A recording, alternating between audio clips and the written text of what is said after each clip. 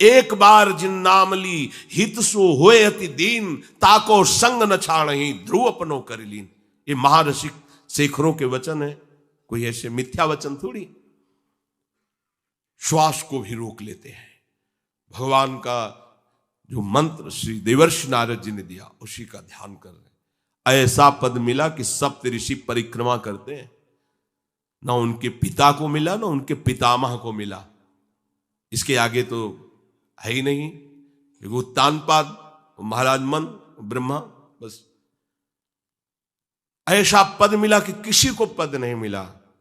पर आप देखो कामना की पूर्ति के लिए कैसे निष्ठावान हो करके, प्राणों को समर्पित करके भगवान की आप बीड़ी सिगरेट पियो, प्याज लहसुन मांस मछली दुनिया की दलित दुराएं करो, हाँ हमारी कामनाओं की पूर्ति हो जाए। बेकार बकवास करते हैं लोग आकर। परमार्थ को एक हंसी बना दिया है, एक मजाक बना दिया है, संतों को एक नाटक बना दिया है, संत मार्ग को एक उपहास का स्वरूप बना दिया है। हमारी ये कामना की पूर्ति कर दो। उनका जीवन कामना की पूर्ति के लिए तुम्हारे, अरे तुम्हें निष्काम करके भगवत साक्षात्कार कराने के लिए कि छोटी मोटी जिनमें तुम फंस कर तुम्हारी दुर्गति हो रही उसी में और वो बढ़ावा देने के लिए। पर संसार तो अपनी बात मानता है, उस ना शास्त्र की बात मानता है ना संतों की। भगवान कह रहे हैं वो सुकृति है जो मेरे से धन चाहते हैं, दुष्कृति तो आ ही नहीं सकता। तो आप सुकृति के आचरण करो। बड़ा विचित्र भाव है संसार का। चाहता है सुख, आचरण करता है दुख पाने वाले। दुष्कृति करो, पाप करो, सुख चाहो, कैसे हो सकता है भाई? कैसे हो सकता है ऐसा? तुम सोचो हम अपने बल से कर लेंगे, तुम्हारा बल काम नहीं करेगा। जब थोड़े दिन की स्वतंत्रता दी जाती है, जाओ आप 50 वर्ष 60 वर्ष 80 वर्ष आपको समय मिला है, आप चाहे घोर पापाचरण कर लो और चाहे बहुत बढ़िया तपस्या भजन पुण्य कर लो, छूट है, आपको विघ्न नहीं पहुंचाया जाएगा। हां कोई महत अपराध कर दोगे तो फिर तो बख्शा नहीं जाएगा। साधु अज्ञा तुरंत भवानी कर कल्याण अखिल के हानि। अगर कोई महत अपराध बन गया तब तो, नहीं तो छूट है तुम्हारी, कमा लो जो कमाना चाहते हो, पापाचरण या पुण्य जो कमाना चाहते हो। तो आपको लगता है कि आदमी बड़ा सुखी दिखाई दे रहा है, बेईमानी करता है, पापाचरण करता है, छूट दी गई है भगवान की तरफ से। ये कर्म भूमि है, तुम कर्म कर सकते हो, अच्छे या बुरे दोनों की छूट है। तुम भगवान का भजन करके नारायण बन सकते हो, नारायण स्वरूप में स्थित हो सकते हो। तुम गंदे आचरण करके भूत प्रेत बन सकते हो, सुअर कुत्ता बन सकते हो, और भी नीची योनियों में जा सकते हो। तुम स्वतंत्र हो, इस समय जो चाहो कर सकते हो। ये हर योनि को छूट नहीं, केवल मनुष्य योनि को छूट है। और तो सब अपने विवश होकर कर्मों को भोगना ही पड़ेगा, चाहे वो देवता क्यों ना हो। सावधान हो जाओ, भगवान ने छूट दे दी।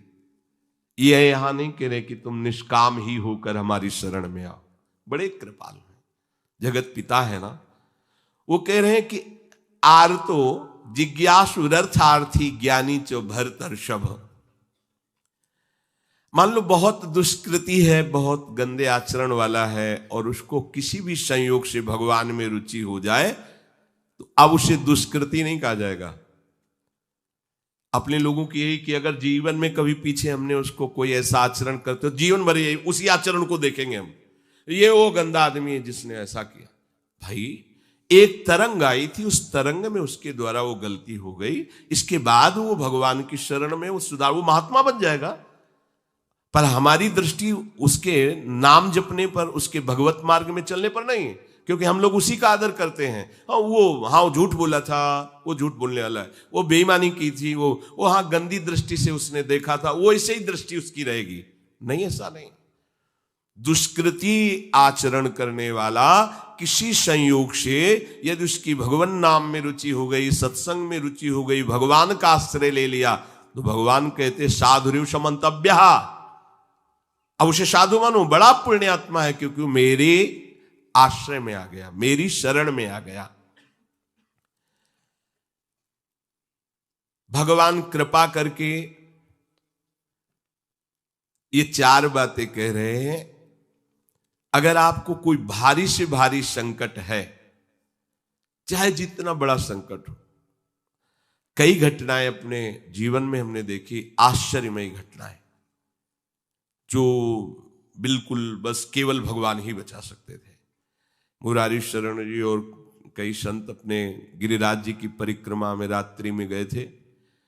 2 बजे के लगभग वापस आ रहे थे हाईवे से, और ड्राइवर सो गया, और डिवाइडर उस पे गाड़ी ऐसे एकदम जोर से राधे श्याम, बिल्कुल रफ्तार से गाड़ी चल रही, एकदम ऐसे, एकदम आवाज जोर से प्रभु की इच्छा से निकला, राधे श्याम। गाड़ी बंद, ऐसे ही ड्राइवर बार बार सबसे हाथ जोड़ के कि पहली बार ऐसी गलती हुई, मैं सो गया पहली। वो समझा कि पीटे, हम कुछ नहीं, शांत। ना कोई पीछे से गाड़ी आई, अब इंजन कैसे बंद हुआ, वो गाड़ी वहां कैसे रुक गई, केवल प्रभु। इसका हम कोई महत्व तो नहीं रखते कि कोई बड़ी बात है। अरे जीवन उनके हाथ में, आज ले लें या कल ले लें, लेना ये जीवन उनको समर्पित है। जैसा अगर आप संकट में हैं, पुकार के देखिए राधा, पूरा दृश्य बदल जाएगा। पुकार के तो देखिए, पर बिना अपनापन हुए पुकार नहीं सकते आप उस समय। अरे दैया रे, ऐसे आएगा, राधा नहीं निकले, अरे बाप रे, ऐसे आएगा, राधा नहीं निकलेगा क्योंकि तुम्हारे दैया और बाप है ना। हाँ, हमारे तो यही है जो कुछ है, राधा। दर्शन करने राधा वल्लभ जी के जा रहे थे, शराब पिए मोटरसाइकिल से उधर से कोई आ रहा था, हमारे दोनों पैरों के बीच में पहिया, मोटरसाइकिल रफ्तार से वो आ रहा था। बस ऐसे, अब आगे हाथ रखी जाएगा जब वो ऐसे, वो जो खोपड़ी सी होती मोटरसाइकिल, ऐसे श्री राधा, ऐसे बंद। ओ बोला बाबा बंद कैसे हो गई? हम कहा भैया बंद ना हो जाती तो हमें बंद कर देते। तो बोले बाबा हम शराब पिए थे तो हमसे संभली। हम कहा हम कुछ नहीं कह रहे, आप जाइए। बोले हमें तो आश्चर्य कि बंद कैसे हो गई। तो हम कहा हम जिनकी शरण में हो कर तुम अकर तुम अन्यथा कर तुम सर्व समर्थ है। भगवान का प्रताप जगह जगह देखा है। मतलब कैसे हम तुम्हें बताएं। महुआ से आ रहे हैं ट्रेन में, अब किसी श्रद्धालु ने टिकट दे दी। अब हम ज्यादा पढ़े लिखे तो है नहीं, कक्षा 9 पढ़े, संसारिकता का ज्यादा ज्ञान नहीं, बचपन से इसी में लगे रहे, तो वो तो ज्ञान। अच्छा उसके कौन पढ़े कि कौन से स्टेशन की क्या, हमें तो भाई टिकट दे दी, लो महाराज बनारस की टिकट, तो अपनी झोली में डाल ली और बैठाल दिया वो अच्छे वाले उसमें है। हाँ जो भी रूम कहे जाते हो, वातानुकूलित कक्ष जो होते उसमें, हम तो क्या हमारे पास टिकट है, और आए वो जांच वाले टिकट, हम बड़े गर्व से लिखा होगा ये टिकट है भाई। उन्होंने देखा, बोले स्टेशन कब निकल गए हो, कहाँ बैठे हो तुम, ये जनरल की टिकट है और ये स्टेशन तो कब निकल, कहाँ जाना है? हमका वाराणसी। बोले तुम्हारे पास टिकट तो है नहीं। और अब पावर होता है जब, तो फिर उसमें, और हमारी और नई अवस्था उस समय थी 24-28 के बीच की जो अवस्था, वो कुछ बोलने, अभद्र शब्द बोलने वाले, खड़े हो चलो हमारे साथ बोलने। ऊपर एक आदमी ले नीचे उतरा, अंग्रेजी से उनसे बात की, इतनी बड़ी कागज में टिकट बनवाई, हमें दी, पैसा दिया और कहा सर आप जाइए। कोई नहीं, कौन है ये, कौन उतर के आ रहा है, कौन सहयोग कर रहा है? हरि, जिसके सहारे हैं वो एक एक कदम पर दुलार कर रहा है।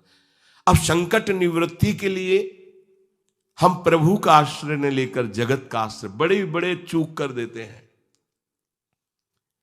अमुक है, उनका संबंध हम दृढ़ रखते हैं क्योंकि कभी हुआ तो वो काम आएंगे।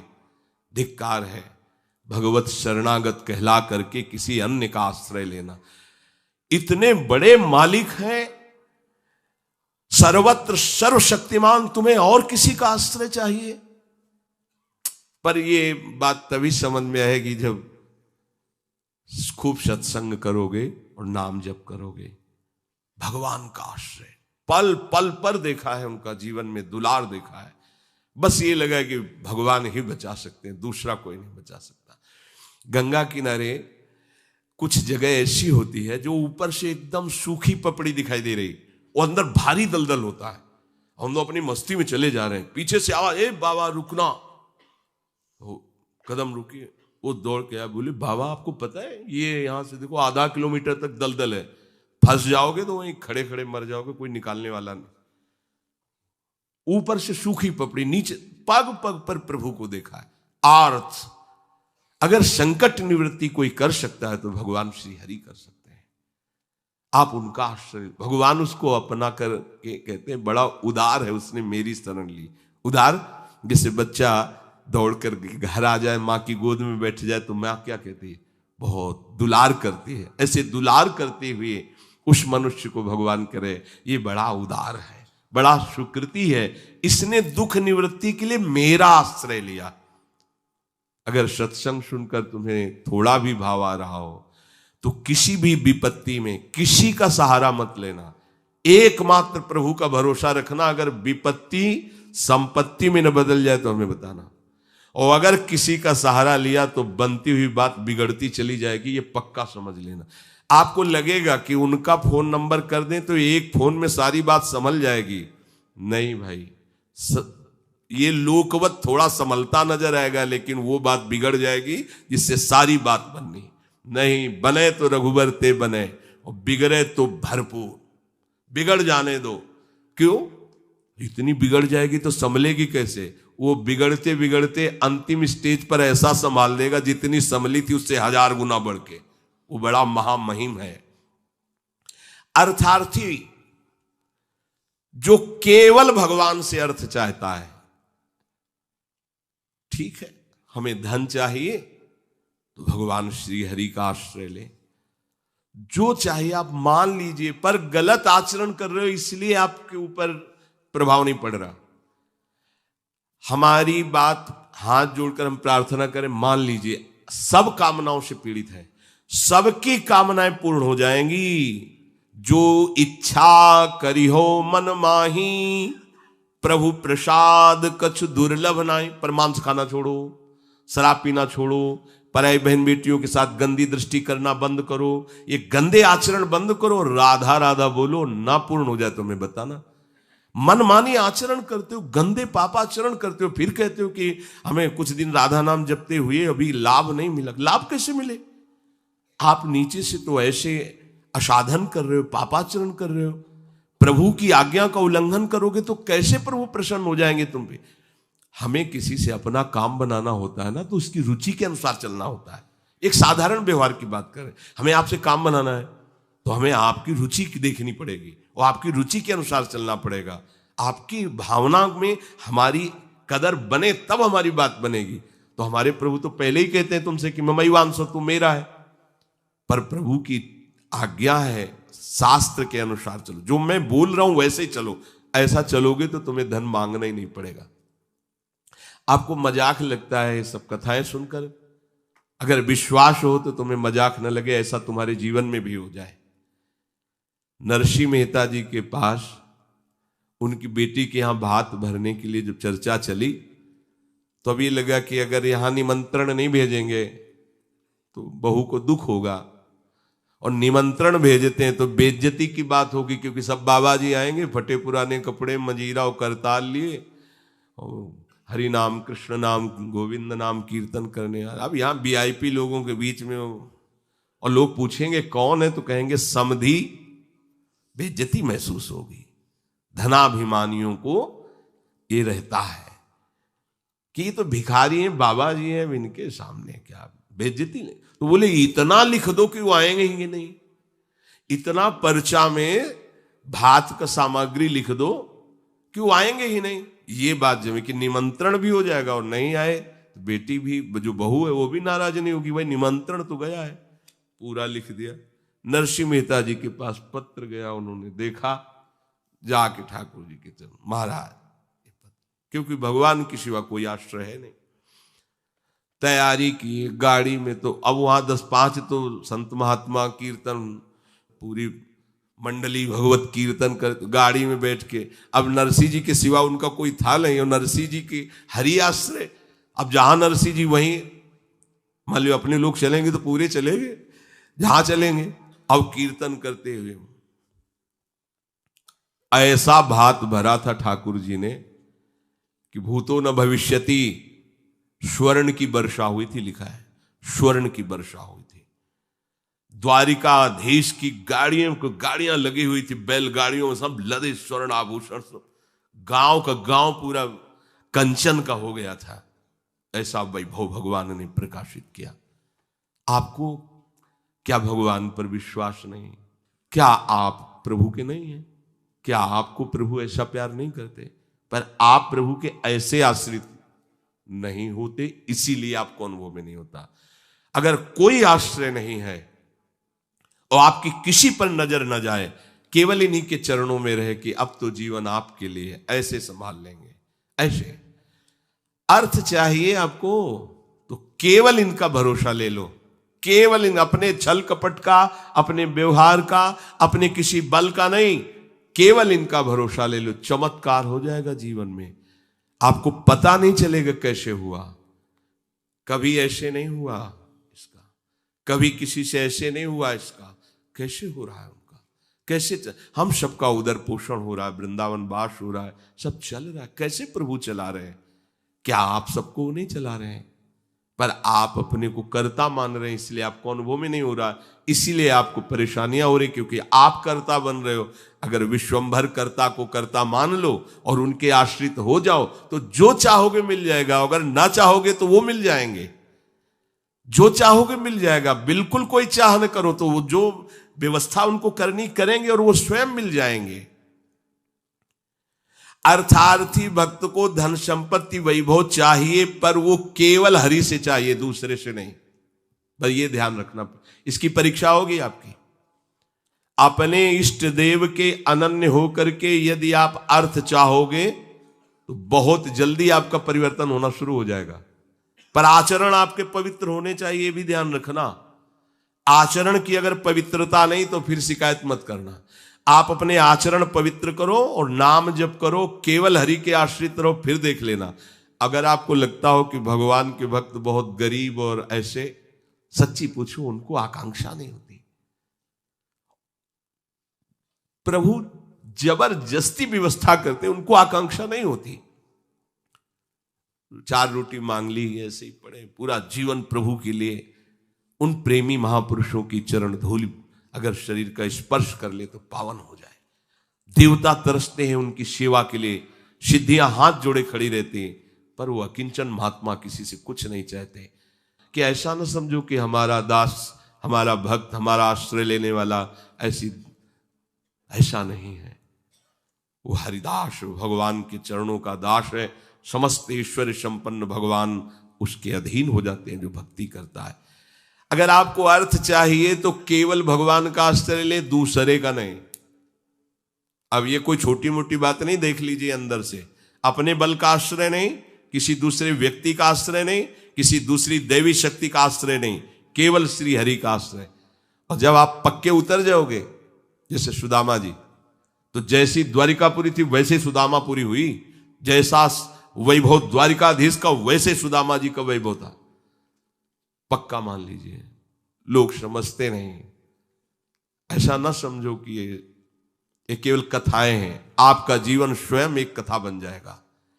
यदि आप हरि के आश्रित हो गए तो आपका जीवन चरित्र दूसरों के लिए उदाहरण बन जाएगा। पर निष्ठा चाहिए। कई कई दिन भूखे रहे सुदामा जी। उनका मित्र किसी जमींदार के यहां पुरोहित ही करता था। वो जब पालकी से निकलता तो कहां गली गली डोल रहे हो कृष्ण कृष्ण बोलते हुए, आओ हमारे यहां, हमारा जजमान धनी है, आके थोड़ा वेद पाठ कर दिया करो, पूरे परिवार का पोषण कपला रहता है। हम वादा करते हैं उनका, नहीं नहीं, हमारे जजमान तो श्री कृष्ण है, हम दूसरे। घर आते पत्नी पूछती कुछ मिला, 5 घर हो आए, कुछ मिला नहीं, चलो तुलसी दस और चरणामृत से दिन काटते। भगवान व्याकुल हुए, भगवान ने ऐश्वर्य दिया। अगर धन ही चाहिए, सुदामा जी की इच्छा नहीं थी, उनकी पत्नी की इच्छा के कारण वो भी इच्छा भगवान ने पैदा की। ये भक्तजनों को ऐसा ना समझो फटे पुराने कपड़े पहने या ऐसे घूम रहे हैं, बड़े अभागी हैं। हम तो बड़े भाग्यवान हैं क्योंकि हमारे पास सारा ऐश्वर्य है। ऐसा ना समझो उनके भाग्य में ऐश्वर्य बनाने वाली मशीन मिल गई है, श्री हरि। वो इस ऐश्वर्य को क्या करे, श्री हरि मिल गए, जिनके रोम कूपों में अनंत ब्रह्मांड वास करते हैं। वो भगवान उनके यार हैं, उनके प्यार हैं, वो दूसरे की तरफ क्यों ताकेंगे।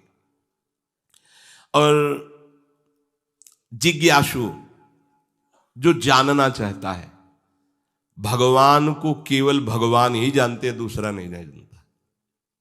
पक्की बात समझ लो, भगवान को केवल भगवान जानते हैं, दूसरा नहीं जानता। बोले संत महात्मा, इनको भगवान ने जना दिया तो ये भगवान के स्वरूप हो गए। सोई जाने जे देहु जनाई और जानत तुम्हें तुम्हें हो जाई, जानत तुम्हें हो जाई। अब वो ढांचा केवल बाहर से दिखाई देता है, मनुष्याकृति, पर अंदर वो ब्रह्मविद ब्रह्मवि भवति। भगवान को जान करके वो भगवत स्वरूप हो जाते हैं। जानत तुम्हें हो जाई। जानने के लिए एकमात्र भगवान का आश्रय लो। अगर तुम्हें जानना है संसार क्या है, भगवान क्या है, मेरा स्वरूप क्या है, तो एकमात्र अंदर से श्री हरि का आश्रय लो, वो तुम्हें गुरु रूप से मिल जाएंगे। बस उनकी आज्ञा का पालन करो तो जो गुरु है वही शिष्य हो जाता है। शिष्य की पूर्णता गुरु स्वरूप में स्थित हो जाना, भेद खत्म हो जाना, अभेद हो जाना। जो गुरु है वही शिष्य का हृदय हो जाता है। ढांचा दो दिखाई देंगे, अब गुरु शिष्य में किंचन मात्र भेद नहीं रहा, अभेद स्थिति को प्राप्त हो गया। यही गुरु के वचन पालन करने का फल है। जानत तुम्हें हो जाई, वो इष्ट स्वरूप हो जाता है, वो गुरु स्वरूप हो जाता है। ज्ञानी जब भगवत स्वरूप का साक्षात्कार हो जाता है तो जिसके अंदर अभेद भावना होती है वो मोक्ष को प्राप्त हो जाता है, और जिसके अंदर प्रियता होती, थोड़ा हृदय द्रवित होता है, वो आगे बढ़ जाता है। उसके अंदर फिर दास्य शक्य वात्सल्य आदि भावों का प्रेम जागृत होता है। ये मोक्ष से भी स्वादिष्ट है। जो मोक्ष सुखानुभव करने वाले बड़े बड़े महापुरुष हुए, उनके अनुभव निकले जब इस प्रेम का रसास्वादन किया। जैसे भगवान के ही स्वरूप से सुखदेव जी, जब लालजू की रूप माधुरी श्रवणेन्द्री से गई, और वो तो सिद्ध महापुरुष हैं, जैसा शब्द सुन रहे वैसे ही भाव में रूप जागृत हो रहा है। उनको कोई ध्यान थोड़ी लगाना है। बरहा पीडम नटवर बपू, तो वैसे ही सामने नटवर बपू बिक गए एकदम उस रूप को सुन के। इतना सुंदर श्याम, इतना सलोना श्याम, ये तो ब्रह्मानंद को भी फीका कर देने वाला रूप है। उठ खड़े हुए, 18,000 श्लोक कंठस्थ के, श्रीमद् भागवत के 18,000 श्लोक कंठस्थ।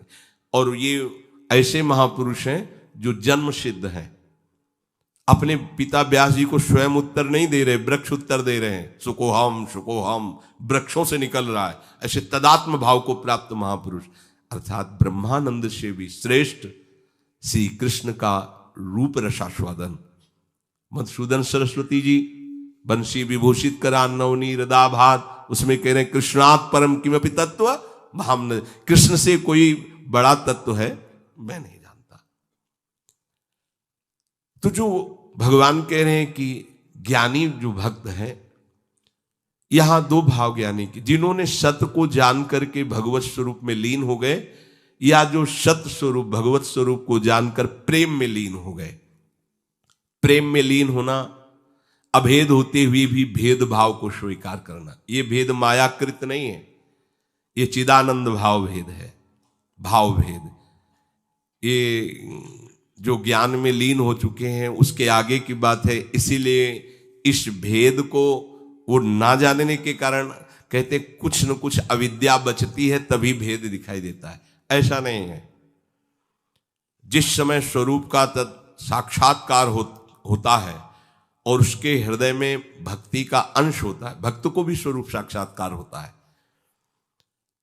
मम दर्शन फल परम अनुपा, जीव पाओ निज सहज स्वरूपा। जो ब्रह्म साक्षात्कार में स्वरूपानुभूति होती है वही भक्त को भी होती है। उसी समय उसका, वो टिक नहीं पाता वहां, उसी समय उसका आकर्षण होता है उसके आराध्य देव का, और उसकी वृत्ति उसमें लीन ना होकर उस आत्मस्वरूप को अपने आराध्य देव के रूप में देखता है, और इतनी तन्मयता हो जाती है कि अपना विस्मरण हो जाता है। बस केवल आराध्य देव रह गए।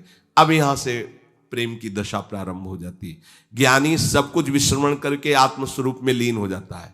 उसका आत्मस्वरूप भी विस्मरण होकर आराध्य देव के स्मरण में लीन हो जाता है। ये प्रेम की गाथा। भगवान कहते हैं 4 प्रकार से जन मेरा भजन करते हैं, वो ये सब महान हैं। अब इसमें सूक्ष्म बात यह है कि अगर हम केवल भगवान से धन चाहेंगे तो धन मिलने पर भी हम माया में नहीं फंसेंगे। जब हम स्वयं अहंकार प्रेरित होकर के कर्म करते हुए धन कमाते हैं तो उसमें आसक्ति होती है, हम उसमें भोक्ता भाव करते हैं। और जब भगवान की तरफ से मिलता है तो प्रसाद भाव रहता है। ये सब प्रभु का प्रसाद है, और प्रसाद होने के कारण वो प्रसन्नता रहती है, धनाभिमान नहीं रहता। प्रसादे सर्व दुखा नाम हानिरस्योपजायते, अंदर प्रसन्नता रहती है और भगवत कृपा का उसको प्रतिपल अनुभव होता रहता है। इसलिए वो धन के राग में न फंसकर प्रभु की तरफ ही खिंचता चला जाता है। कितने कृपालु प्रभु, कितने कृपालु प्रभु। और धनाभिमानी, देहाभिमानी, मैंने ये किया तो इतना लाभ हुआ, मैं इसको ऐसे भोगूंगा, अब ऐसा करूंगा तो इतना और लाभ होगा, वो खिंचता चला जाता है अहंकार की तरफ, ये खिंचता चला जाता है प्रभु की तरफ। अगर प्रभु से हमें धन मिला, प्रभु से कामना की, तो वो कामना संसार में फंसाएगी नहीं, वो मोक्ष प्रदान करने वाली होगी। ये परम लाभ की बात है कि लोकवत भी हमारा मंगल हुआ और परलोक के लिए हमें कोई अलग से साधना नहीं करनी पड़ी, क्योंकि प्रतिपल हमें कृपा का अनुभव बढ़ता चला जाएगा। प्रभु हमें कितना दुलार कर रहे हैं, कितनी कृपा कर रहे हैं, तो वो ये सब छूट जाएगा, केवल कृपा और प्रभु रह जाएंगे। वो कृपा के सहारे प्रभु के प्रेम में डूब जाएगा। ऐसे कितने भक्तों के चरित्र हैं।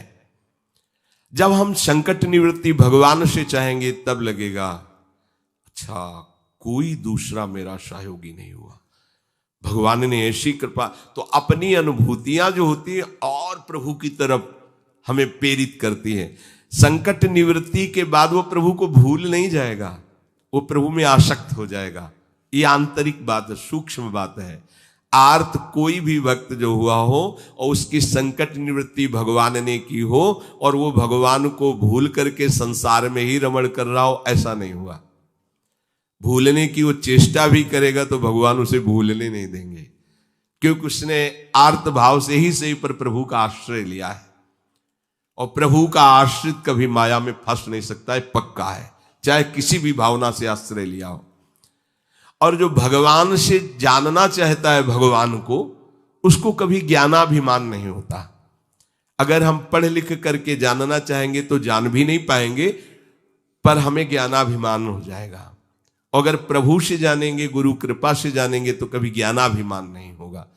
इसीलिए हमें अगर सांसारिक सुख भी चाहिए तो केवल हरि का आश्रय लें, सांसारिक दुख की निवृत्ति चाहिए तो केवल हरि का आश्रय लें, और हरि को जानना है और पाना है तो केवल हरि का आश्रय लें। वो सब साधन दे देंगे, वो सब हमको मार्ग दे देंगे, जिससे हमें उनका बोध हो जाएगा या प्रेम हो जाएगा। हम हरि को छोड़कर अन्य आश्रय न लें, हम हरि को छोड़कर किसी अन्य का भरोसा न करें, तो इस प्रपंच की चाह रखते हुए भी हम भगवान को प्राप्त कर लेंगे। बहुत सरल भगवान ने बता दिया। अब भी समझ में ना आवे तो आप जाने। हमारी यही तो चाह है, हमें धन मिल जाए, हमारी दुख निवृत्ति हो जाए, हमें ज्ञान हो जाए, हमें मोक्ष हो जाए, सब हो जाएगा। केवल भगवान का आश्रय ले लो और नाम जप करो, पर गंदे आचरण मत करो। आहार विहार संयम से करो, शास्त्र संयम से। अब करो गंदा आचरण।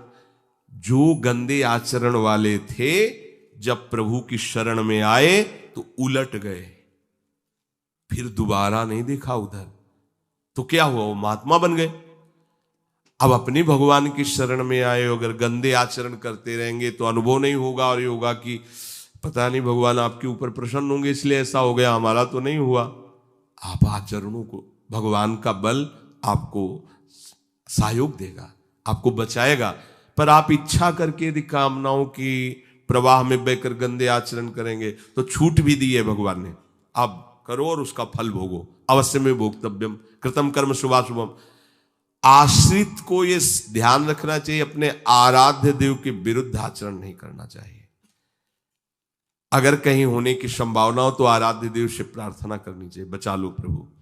हर्षित हो कि कैसे कोई पापाचरण कर सकता है भगवान का दास कहलाकर, भगवान का शरणागत कहलाकर। सबके अंदर वासनाएं होती हैं, इन्हीं का नाश करने के लिए तो हम भगवत मार्ग के पथिक बने। और नाम में इतनी सामर्थ्य पूछो मत। ये तो जैसे जैसे तो ऐसा लगता है अभी तो कुछ परिचय ही नहीं मिला नाम का। इतना अमोघ, इतना अगाध, इतना अथाह वैभव नाम में है। सच्ची मानिए, सच्ची मानिए, आप बस लगे रहो राधा राधा राधा, फिर देख लेना आप, खुद देख लेना आप। बस ये चीजें बंद कर दो जो असाधन है। ये होने के हमने विचार भी किया, जब लोग प्रश्न करते हैं कि नाम तो हम भी जप रहे पर, तो विचार किया आप असाधन करते हो। भगवत विमुख आचरण करो, कैसे प्रभु को आप प्रसन्न कर पाएंगे? अभी तक करते रहे, कोई बात नहीं, वो भूत है, निकल गया भूत। वर्तमान को संभालो, वर्तमान में कोई गलत आचरण न हो तो आपका परम मंगल श्री हरि कर देंगे। शेष चर्चा श्री राधा वल्लभ लाल।